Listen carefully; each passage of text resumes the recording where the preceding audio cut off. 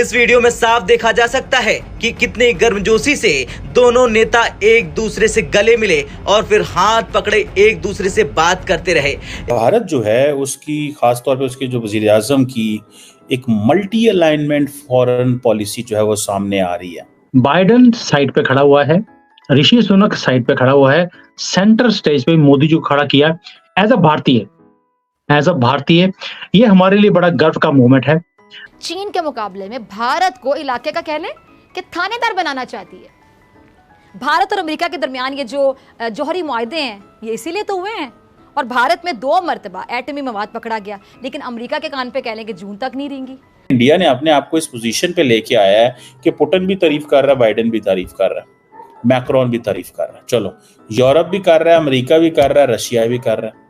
And that is उनकी जो policy थी न्यूट्रलिटी की, ये वो है। छोटे होते हुए हम ये सुनते थे अगर हमने तरक्की नहीं की तो इंडिया ने कौन सी की। हाँ। आज इंडिया किधर खड़ा हुआ है और पाकिस्तान किधर खड़ा हुआ है। इंग्लैंड दुनिया का 5वां रिचेस्ट कंट्री था, अब 6वां हो गया, 5वां इंडिया ने ले लिया है। ठीक है। कम से कम पिछले 10 साल में, और ये मैं 4 मुख्तलिफ वज़ीर आज़म की बात कर रहा हूँ, 4 मुख्तलिफ वज़ीर आज़म ने पिछले 10 साल में हर तरीके से, मतलब मुड़ के, झुक के, खड़े होके, हंस के, मुस्कुरा के, गुस्से से ये इजहार किया है कि किसी ना किसी तरह हमारे हिंदुस्तान के साथ ताल्लुकात बेहतर होने चाहिए, कश्मीर के मसले पर बातचीत होनी चाहिए।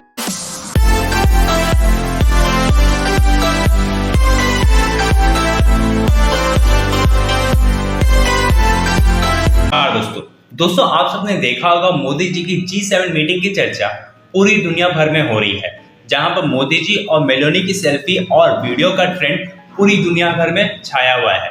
इसी बीच दोस्तों एक वीडियो हम सबके सामने आई है जो ये दिखाता है कि भारत की दुनिया भर में पावर कितनी ज्यादा है, जहां पर अमेरिका के प्रेसिडेंट जो बाइडेन हमारे प्रधानमंत्री मोदी जी को देखते ही सबको छोड़कर उनसे गले मिलने के लिए चले जाते हैं और उनके हाथ पकड़कर काफी देर तक बात भी करते हैं। दोस्तों ये दिखाता है कि भारत का इंपॉर्टेंस कितना ज्यादा है अमेरिका के लिए, और अमेरिका एक बात जान चुका है कि अगर वे भारत को डायरेक्ट या फिर प्रेशर में लाने की कोशिश करेंगे तो वो होने वाला नहीं है, वापस अमेरिका को ही मुंह की खानी पड़ेगी। और इसके साथ साथ अमेरिका के नेशनल सिक्योरिटी एडवाइजर भारत आने वाले हैं कुछ ही दिनों में, जहां वे भारत के साथ काफी सारे अहम डील्स करने वाले हैं। तो चलिए दोस्तों इसी पर आगे पाकिस्तानी मीडिया का रिएक्शन देखते हैं।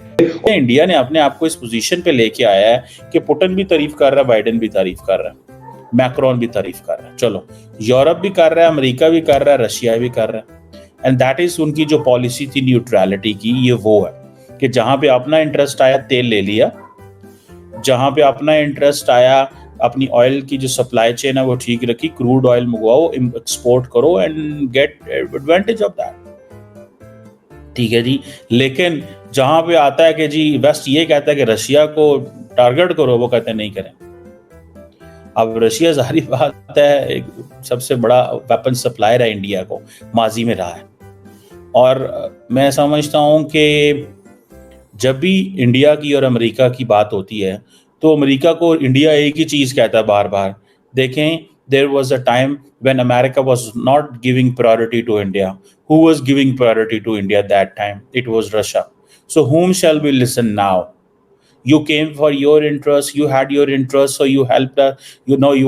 आपका interest है that we should help you in Chinese backyard and we should be tough on China. Okay, we will do that only where it is required. But on the contrary, if you ask India कि for the sake of, क्योंकि अब America से हमारी दोस्ती हो गई, America को हम अच्छे लगते हैं because of China, तो हम रशिया को छोड़ दें, sorry we are not going to do this, and this is very serious thing. अब अमेरिका को वो सारी पुरानी जो थी ना गुस्ताखियों, गलतियों की सजा भुगतनी पड़ रही है, ठीक है जी। सो अमेरिका अब ये चीज तो चाहता है कि इंडिया रशिया से कुछ ऐसा ना ले। Frankly speaking, any country which is getting military hardware, technology, artificial intelligence, quantum computing, emerging technologies के रिलेटेड चीजें जो चाइना से ले रहा है, अमेरिका के अंटीने खड़े हो जाते हैं। रशिया से जो मिलिट्री हार्डवेयर है, तेल छेल उसकी, वो समझते हैं खैर है। अब पाकिस्तान का प्रॉब्लम यह है कि पाकिस्तान ये बहुत सारी इनमें से चीज़ें जो हैं वो चाइना से पिक कर रहा है, क्योंकि रशिया के पास है नहीं है, उसके लेने के लिए हमारे पास पैसे नहीं है, अमेरिका हमें देता नहीं है। अब इंडिया अपने defence, security, space, nuclear technology, high tech and other areas के लिए वो कोई चाइना के ऊपर डिपेंडेंट नहीं है, सो अमेरिका को वारा खाता है। मोदी जी या भारत जो है वो G7 का हिस्सा नहीं है, लेकिन मोदी जी गए थे, बड़ी फोटो शोटो बनवाई है उन्होंने और बड़े खुश दिखाई दे रहे थे। पहली बात ये, जी पहले बात है, मोदी जी गए नहीं थे। हम पाकिस्तानी प्राइम मिनिस्टर की तरह नहीं है कि तुर्की ने बुलाया नहीं चले गए। उसने बोला भी भैया पीछे हट मत आ यहाँ पर, लेकिन ना, हमने तो जाना है वहां पे शेरवानी दिखाने के लिए, लेकिन हमें बुलाया गया था।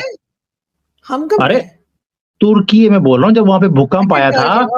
हाँ, वो तो सर अफसोस के लिए तो जाना होता है, ऐसा थोड़ी है। हाँ, तो उन्होंने अफसोस के लिए भी बोला था कि हमें खुद तुम्हारे लिए अफसोस है कि तुम पाकिस्तानी हो, तुम मेरे पास अफसोस करने क्या आओगे, लेकिन वो फिर भी चले गए। लेकिन हमारे यहाँ पर प्रधानमंत्री ऐसा नहीं है, हमें तो बुलाया जाता है तो जाते हैं, और इसलिए गए भी। और वहां जाकर आपने एक चीज नोट करी है, बाइडेन साइड पे खड़ा हुआ है, ऋषि सुनक साइड पे खड़ा हुआ है, सेंटर स्टेज पे मोदी जी को खड़ा किया। एज अ भारतीय ये हमारे लिए बड़ा गर्व का मोमेंट है। क्यों? क्योंकि एक आदमी जिसको इनवाइटेड है, वो G7 का मेंबर भी नहीं है अभी तक, इनवाइटेड है, उसे सेंटर स्टेज मिलना एक बहुत बड़े गर्व की, रिस्पेक्ट की बात होती है।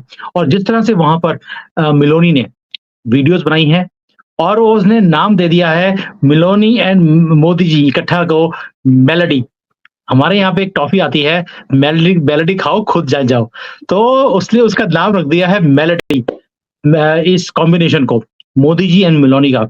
And she is a nationalist, Modi ji खुद एक नेशनलिस्ट हैं, और दोनों अपने अपने कंट्री की बात रखते हैं। एक ऐसी केमिस्ट्री है जो मैंने वर्ल्ड लीडर्स में देखी नहीं है। एक और गर्व का मोमेंट हमारे लिए और भी था, वो G7 की मीटिंग में आपको 3 भारतीय मिले थे।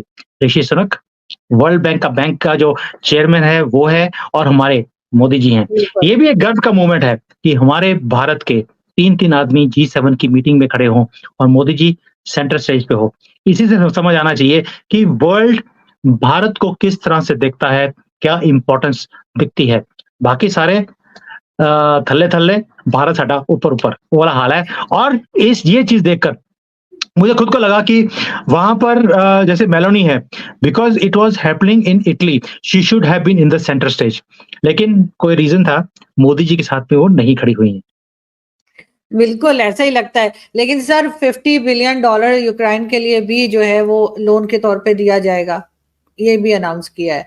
आपको लगता है कि ये, देखिए ये जो अनाउंसमेंट्स हैं, ये अमेरिका लगा हुआ है बहुत देर से, सिर्फ इसलिए कि बेवकूफ बनाने का धंधा है। यूक्रेन को बोल दिया we will fight till the last Ukrainian soldier is alive. अपना कोई भी सोल्जर भेजा नहीं है, उनके सारे के सारे मर्द मार दिए हैं यूक्रेन के। वहां अब ये हालत है कि जो प्रिजनर्स हैं उनको बाहर निकाल के भेजा जा रहा है कि भैया तुम कंट्री के लिए लड़ लो। वही लोग जो पहले यूक्रेन के अंदर इतना हुड़कम बजा रहे थे, आज उनको मिलिट्री में भर्ती करके लड़ाई के लिए भेजा जा रहा है। ये हालत है।